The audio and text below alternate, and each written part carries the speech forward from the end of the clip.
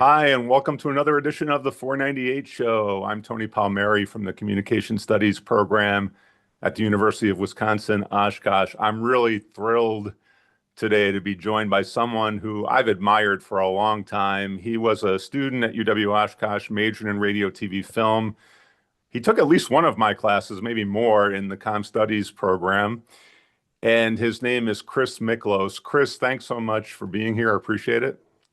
Tony, I'm thrilled to be here. It's great. It's great to talk to you. It's great to see you. Yeah, it is great to see you. And you graduated in 1992.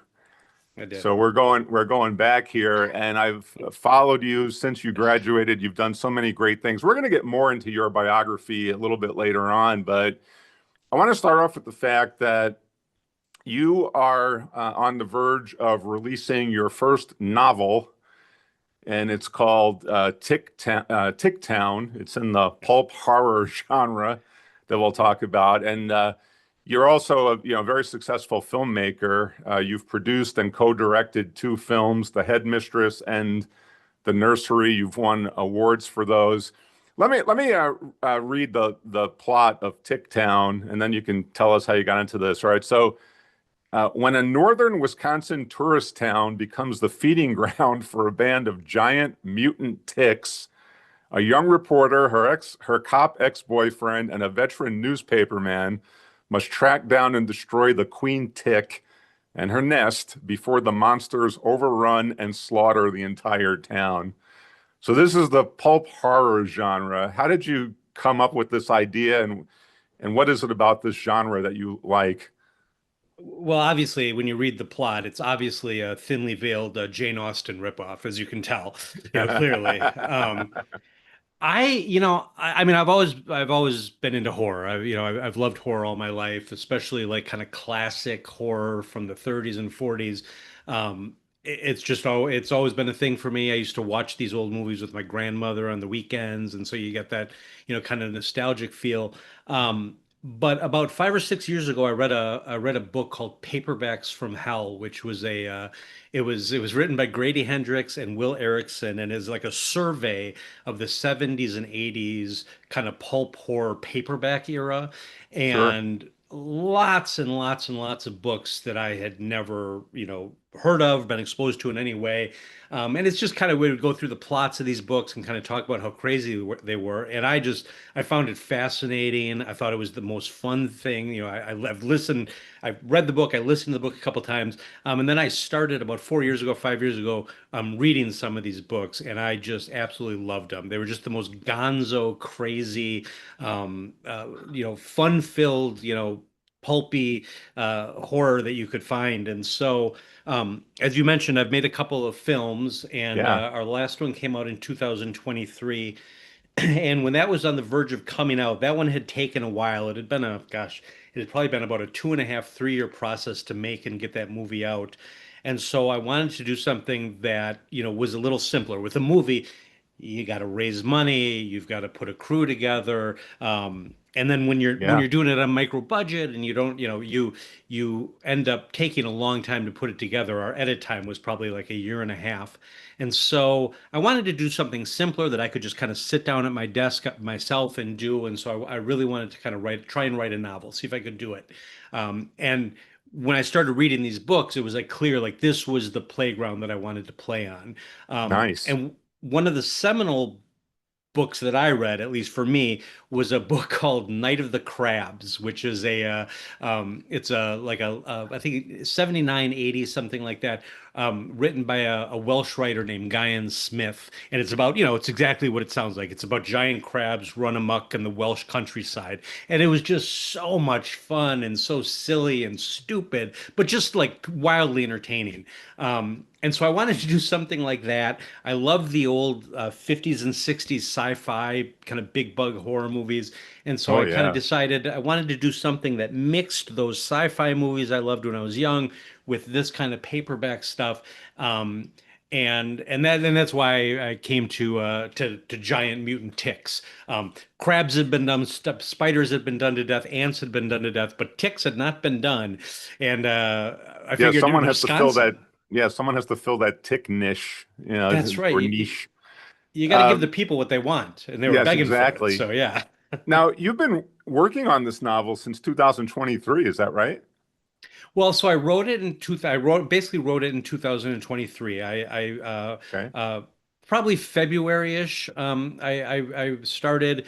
I'd been writing a screenplay, a spec screenplay, another Jane Austen ripoff called Jingle Bell Chop, and it was a horror comedy, and I got about halfway through it, and I just stopped, and I couldn't go any further for whatever reason. I just got very blocked, and so I thought, well, this would be a time to kind of pick up this idea of the novel that I'd been thinking of. So I started in about February. I actually finished it, relatively quickly for a first novel, in December. Ran through a few drafts, and then in February of 2024, I started looking for an agent and remarkably found an agent relatively quickly.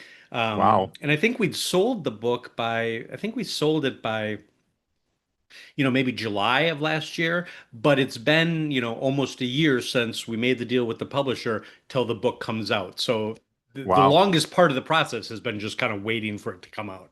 Right. Now, your home base is Madison, Wisconsin, correct? Yes. Yeah. Yeah. And so I want to tell people that there will be a book launch Yeah. in Sun Prairie, Wisconsin, which is right outside of Madison, at the Marcus Palace Cinema, and that's on June 28th, right? And so Yeah. my understanding is on June 28th at the Marcus Palace Cinema in Sun Prairie at 4:30 there will first be a screening of a movie. Yep. Yep. Yep. And what movie is that? So one of the movies that was very influential on Ticktown was the 1954 giant ant sci-fi classic Them! Exclamation mark Them! Exclamation mark. And it's about giant ants in the desert of the Southwest, and it's a great old movie. Um, we're going to screen that at 4:30 at the Palace. The film will be introduced by kind of a local, kind of our top local culture critic. His name is Rob Thomas. He works now Nice. for CityCast Madison. Going to screen the movie on the ultra screen. I was just in today. It looks fantastic on the big screen, and and then afterwards there'll be like a book signing and reception. They have a nice lounge, like bar lounge area, and we'll do a book signing reception. But what's kind of unique about the screening, which I'm really excited about, is the idea is that if you bring a paperback copy of Ticktown with you to the screening or buy one there, we'll have them for sale there. Mhm. That's your ticket to the movie. So there's no admission price to the movie. You just got to show up with a book, or get one there, and then that's how you get in. Two Great. seats per book. So. Great. So Ticktown is already available? It will be on June 24th. All right. June 24th, Tuesday, it comes out. It'll be in some local bookstores, which I'm very excited about here in Madison. There's several local bookstores around the state, and actually from San Francisco to Brooklyn, we've been getting placement in lots of cool bookstores. Nice. Yeah, and but they can get some. There's some locally here. You'll be able to get it on Amazon, in paperback, and get it by then. Or like I said, we'll have last ditch. We'll have copies available at the screening. Excellent, excellent. Now, my recollection of you, Chris, from the early 90s, and I've followed this as you've gone on, you're a very thoughtful guy, especially about, social issues and things of that nature. Is there any metaphor in Ticktown? I mean, are the ticks representative of some hostile forces in our society, or is this just, did you write this as pure entertainment with no bigger social significance? It's a great question. I would love to say that there's some great thoughtful thing behind this. In fact, several weeks ago, we were having dinner with some friends that we hadn't seen in a while, and the person was asking me, this is the exact same question. Is it? It sounds like this is like a global warming thing, and Yeah. and I said, God, I would love to say it is, but it is just about giant ticks sucking the blood out of people and eating them and cutting them in half, and it's So the it's queen tick, pure. yeah. It's pure escapist entertainment. Okay. It's just All wild right. fun. The Yeah. queen tick is not like Christy Gnome or something like that. No, it is not Christy Nome. The There ticks is a book invading to the be town. written The about ticks. that. It's not like the ticks are not ice invading town.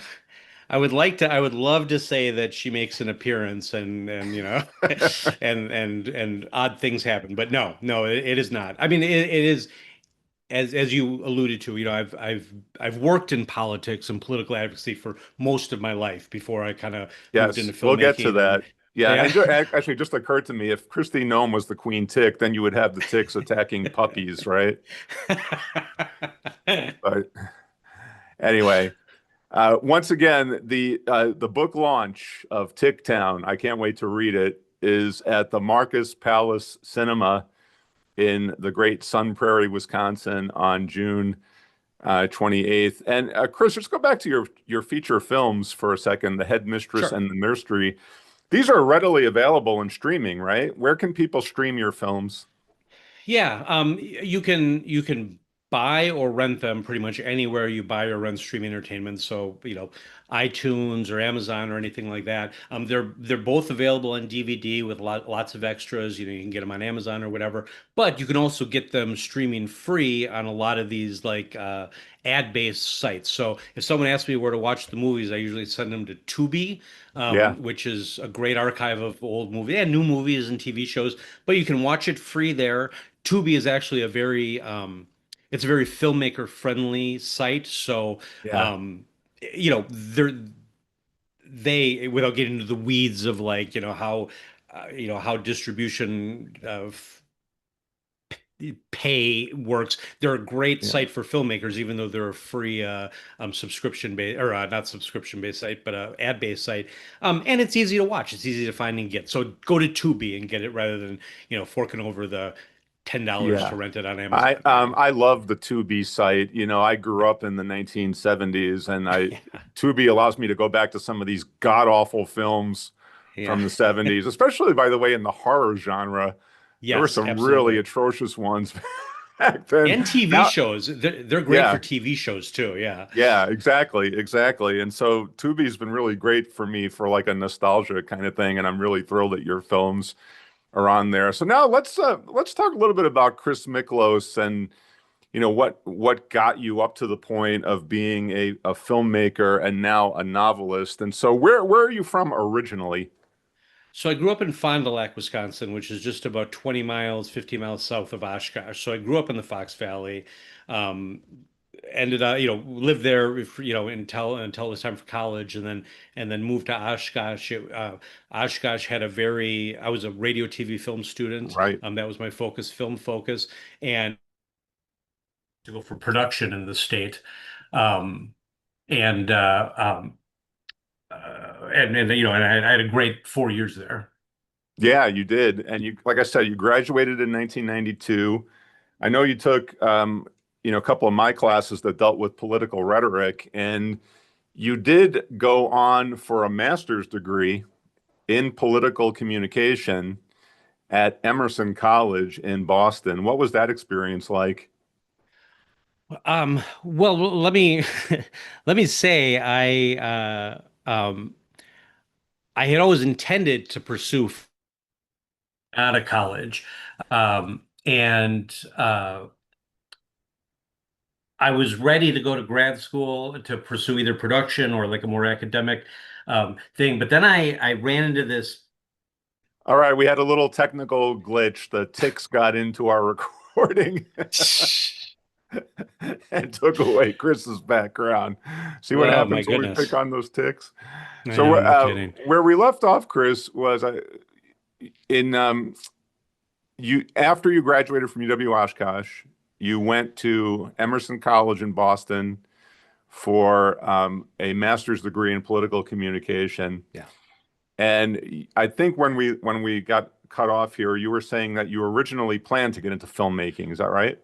Yeah, I think it's very noteworthy that I should at least point out that I was fully intending to go on to film school and continue my education in that field, but I took a couple classes with a passionate young New York professor who introduced me to Noam Chomsky and Howard Zinn and the power of political communication. And this is honest to God truth. I'm sure I must have told you this before, but you completely changed my life and what I wanted to do because all of a sudden the film stuff and the, creative writing just seems so silly, to be honest with you. And so I got entirely passionate about political communication. I wasn't sure what to do with that immediately, so I took about 2 years off. I worked in Madison for a couple years and, marketing basically, and then found Emerson, which at the time was one of the only schools in the country that had a formal political education or political communication master's degree, and I Mhm. went off to Emerson to pursue that. But it's all because of you, and it took me like 25 years to get back. So my apologies for sending you on a 25-year detour. Yes. But in that time though, so you and by the way, Chris, I'm really honored to hear that. You know, as teachers, we never know what people are listening to. I always knew that you were really getting into what you were learning, and I was so thrilled when you got back from Boston and you were employed in Madison as the communication director for the majority leader of the Wisconsin State Senate. Yeah. And you were a very young guy at that time.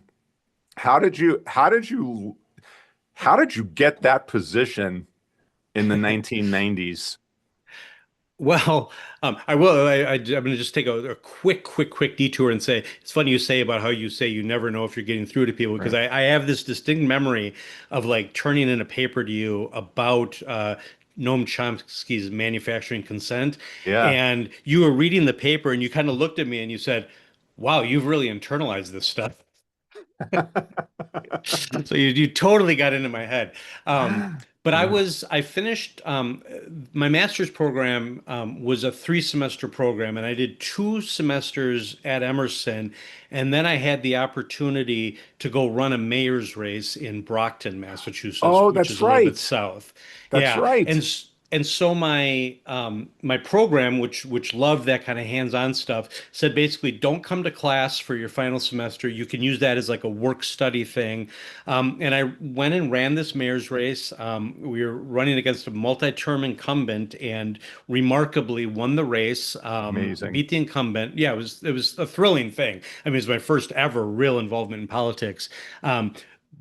Beat the incumbent. I went to work for the mayor for about a year as his communications director, and then we mentioned his name off air, but my then later longtime business partner Jay Sapiro, who's also was in the RTF program at Oshkosh, he was doing some political communication work.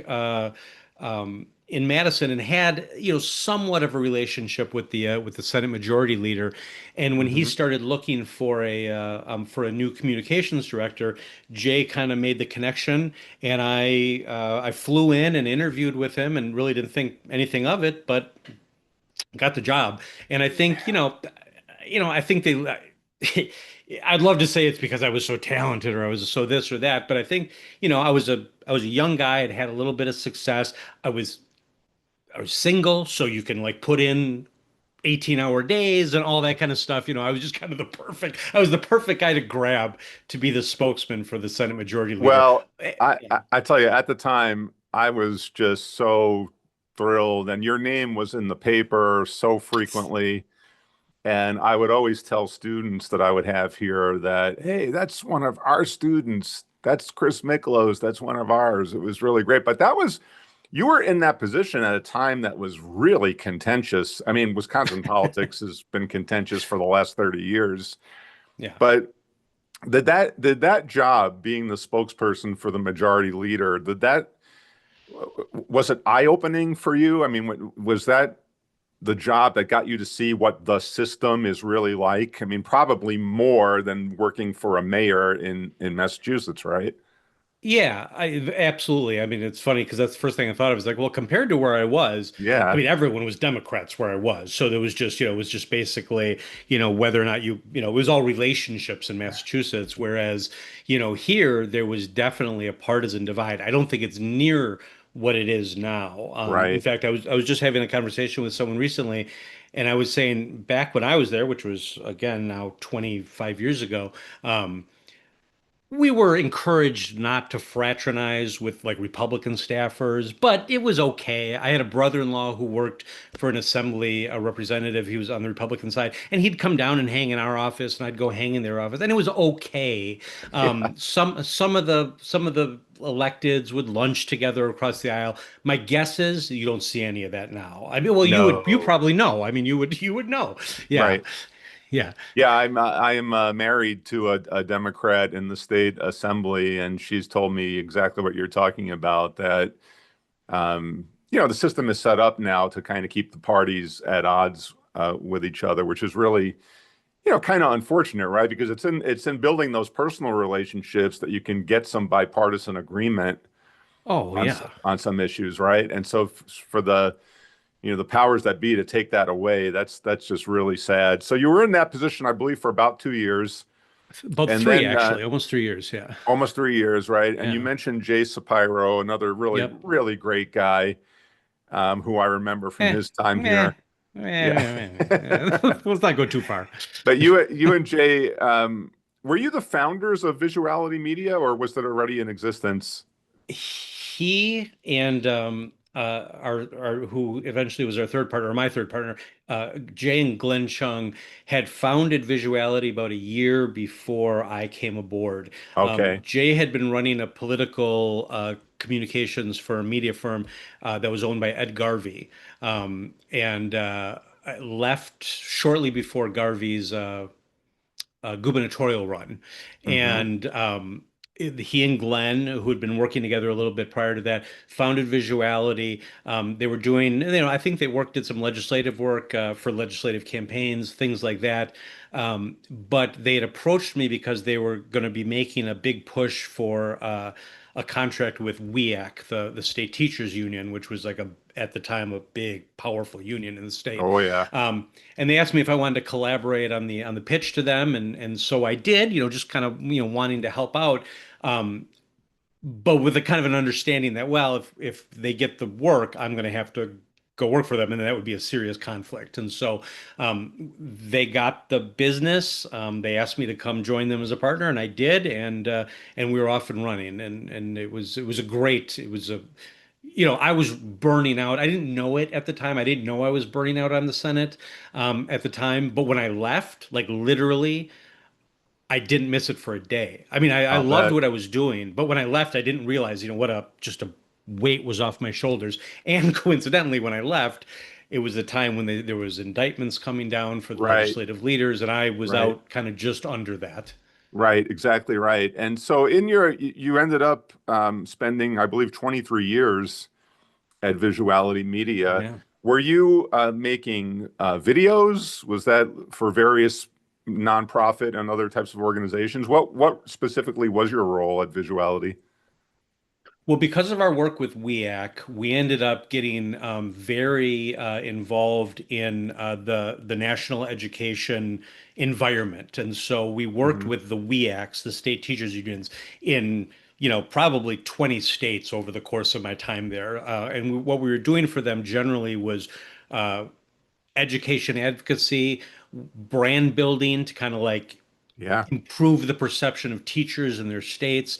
But then we were also very much a political media firm. So we were doing ads and strategy for political candidates. We did a lot of work with like here in Wisconsin, for example, we never worked directly for a gubernatorial candidate, but we worked very closely with a lot of the groups that were supporting the gubernatorial candidates throughout our Right. time. Um, Same thing with congressional folks, and so we did a lot of politics, a lot of advocacy. We worked a lot in Indian country, working with native tribes, which was a fascinating Hmm. thing to do. But by the time we were done, it was mostly politics. When you worked, And yeah, yeah, when you worked with political candidates, yeah. were you and Jay and Glenn, were you the guys that like literally wrote the script, or do the candidates come to you and say, this is what we want you to do? Like, how does that work? So when you're doing a political ad, sometimes they'll have like very specific ideas of what they want to do, but sometimes, we definitely always wrote the scripts and kind of put together the Okay. creatives. But I mean, to be frank, a lot of it was poll driven. So it wasn't like we were coming up and saying, hey, we have just a kind of a random idea. There was usually like, well, we need to be talking about these three issue areas, and we may have even tested language that you need to get into the script. Wow. Our best ads, our most fun, and I think our most successful ads were often not poll driven. They just, came from an idea. I'll mention we did we did an ad with for Peg Lautenschlager when she was running for Attorney General the first time, and we didn't have any polling, but she had put away a kidnapper who had kidnapped this young woman. Mhm. And the young woman was now in her 20s and she wanted to do an ad. And so we just kind of said, well, let's come in and we'll do something with you. And we shot, we talked to her and shot it. And it was one of our best ads. And we didn't test anything. We didn't, but it was all, I mean, but it had an impact. And so sometimes you just get lucky. And the more creative stuff, Yeah. we didn't test any of that. Yeah. By the way, I remember Peg, and she is much, much missed. All She right. is. Yeah, she is. She was really a great one. So you graduate from UW Oshkosh, and thanks to this troublemaking professor from Brooklyn, you go on a Yes. 25-year detour, and Yep. then you get back into what you maybe wanted to do at the Yeah. age of 21. So what got you back into filmmaking? So Jay and Glenn and I, we just to be clear, we did all the strategy and stuff like that. We also had a full service media firm, and so we were making media all the time. Yeah. Um, and the three of us we were all all great movie fans. And Jay and I having the film education background, and just Glenn being interested in it, we always talked about, oh, we should try and make a movie. And we had some stops and starts over the years. But then in 2016, our business was changing a little bit. And so in 2016, I was 46. Is that right? Yeah. And at some point, you start thinking, well, if I'm not going to do it now, I'm not going to do it. I'm not going to, when I'm 80, I'm not going to make my first movie. So we just decided, let's see how far we can get. So the three of us started thinking about a concept. We came up with a concept. We collaborated on a script, and I ended up writing a script. And we're like, oh, we got a script. And then we thought, I wonder if we can get local actors. It was a college age script. Wonder if we can find local actors. So we did casting and we found a cast. And eventually it was like, well, geez, I guess we got to make this movie. We've got all the elements. We've talked to people. And so we shot The Nursery, which was our first movie, which was a ghost story, a very micro budget ghost story. Yeah. We shot it over the course of about 6 weeks. In late 2016, we started at the end of September, went through early November, and we did it on the weekends. We'd shoot it. We'd start Thursday night, and we'd shoot overnight. For 3 nights in a row, then we'd take a break, come back the next weekend, and it was great. We had a great time. Um, we when we were done, we went back and we looked at the footage and we thought, oh, holy crap, this is awful. This is just, I mean, I've never seen such bad, shooting. Um, but we had enough background to know there's stuff in there that you can use. But Hmm. it was funny how overwhelming it was. It was like we have 12 takes of this scene and only one works at all. But you go through and you Wow. find it and you piece it together and you cover your mistakes. And when it was done, we actually had a movie we were really proud of. And we thought, well, let's try and see if we can find a distributor. And we got lots and lots of offers on it. And we found a really good distributor, a small distributor, but a quality distributor. And they got us, everywhere you want to go when you have a movie like that. And so, Wow. I mean, it was just a great experience. It was just a So wonderful what is the experience. so for people that are not filmmakers, Yeah. what is the budget for a film like that? How much did it cost you guys to make that film? So the nursery we shot. This is going to be a rough figure, but it was somewhere in the like 25 to $30,000 range. Okay. And basically, that money was we paid the crew. We got a professional crew in. People who shot. Lit. It was a small Hmm. crew. There was only like maybe five or six of us, but we paid the crew. Um, spent a lot of money on, food and pizza and stuff like that for because we keep everyone well fed on the set and that sort of thing. And then you have to pay, for people to put the audio together later, and you have to pay for music and all that kind of stuff. Oh So in the yeah. end, it was like, and then, you don't even think about like legal fees. I mean, probably a quarter of that budget was legal fees, just to get the movie ready to be professionally distributed. So anyway, so yeah, that was about what it was. Our second movie, The Headmistress, was a little bit more, but not much more. We were about in the $45,000 range. Mhm. So they're definitely micro budget movies. I always, I always laugh. I used to do a podcast where we'd interview indie filmmakers, and Right. people would come on and say, "Oh, we had no money to work with. It was like such a struggle. We only had like 500 grand to work with." And it was like, "Oh my God, I would kill for a $500,000 budget." You know. How did you guys raise the money for your films? Did you do like GoFundMe or private fundraisers? What did you do? So for the first movie for the nursery, my partners and I contributed about half Okay. ourselves, and then we did crowdfunding for about the other half. So we had a lot of generous, mostly, honestly, mostly friends and family who contributed, and you know, it was great. And then the second movie, we had some investors who really they were local people who invested in businesses and stuff. And Jay had a relationship with one of them and kind of introduced us. And they really wanted to make a movie with us. So we wrote a script for a kind of a horror comedy. One of them was involved in Carbon 4 Brewing here Right. in Madison. And so we wrote a script that takes place at a brewery, and we are going to go shoot at their place.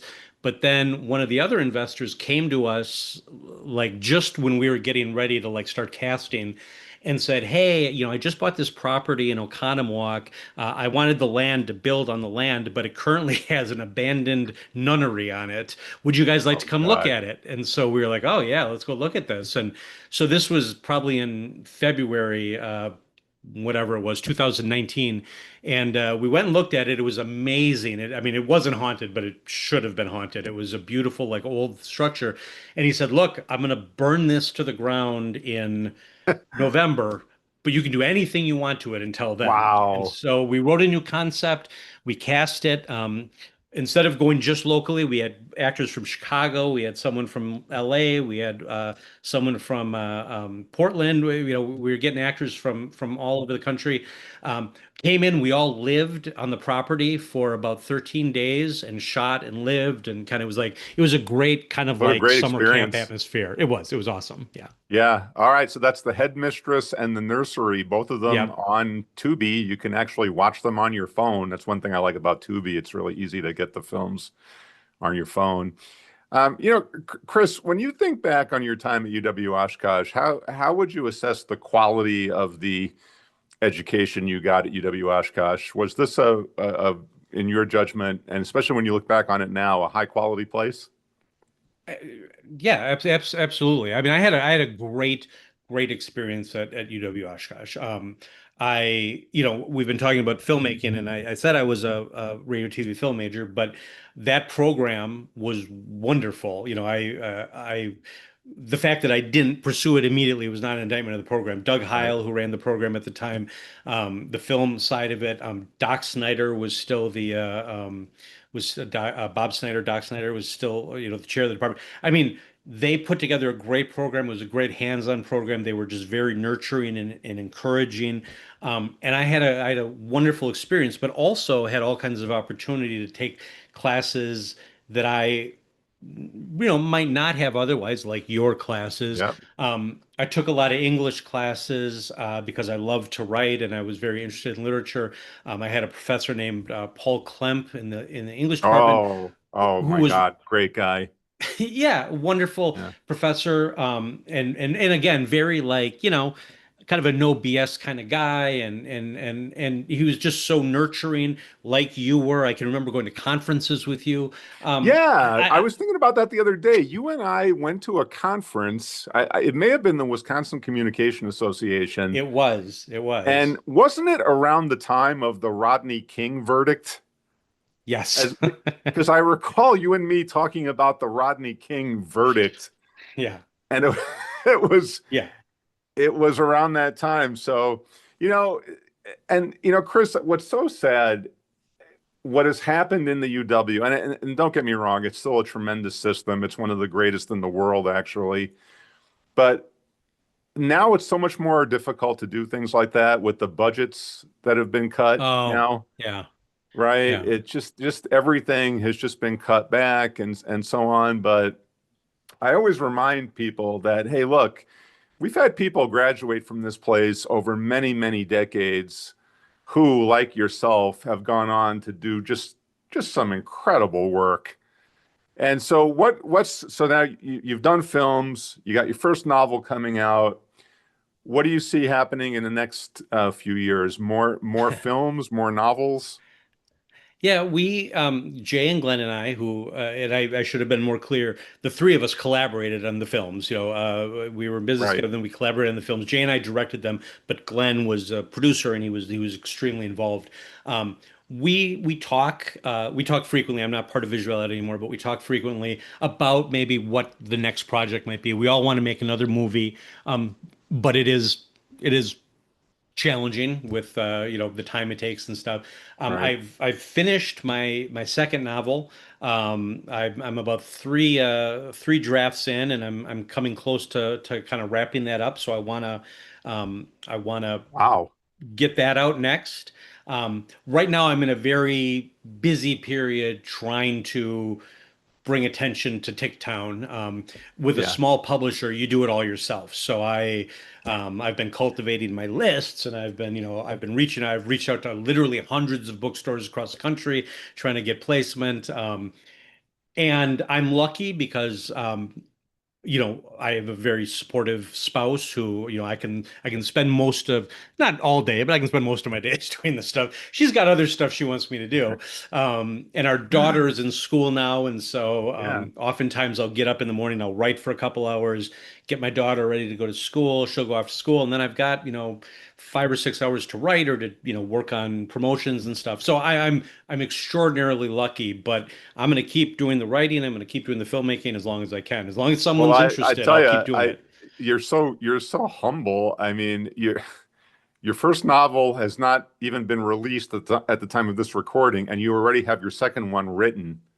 That's Um, well, that's like I said, there's a lot of waiting around. There's a lot of waiting I mean, around. is the second one also in the pulp horror genre? It is, yeah. Okay. There's you probably haven't heard of it, but there's a legend of Devil's Lake. There's a in Devil's Lake in Baraboo, Yeah. Wisconsin. There's a legend about a sea monster. It's a very like threadbare legend. So I'm flushing it out a little bit. Yeah. All right, Chris, this has been really great. Thank you so much for doing this. And once again, the book launch is at the Marcus Palace Cinema in Sun Prairie, Wisconsin on June 28th. The book Ticktown will be available on Amazon. Hopefully, we can get it in the local bookstore here in Oshkosh. Yeah. You never know. Working on So, it. Yeah. all right. Oh, yeah, working on it. All right, Chris, we'll talk to you again soon. Thanks again for doing this. Tony, thanks so much. I appreciate the time. All right.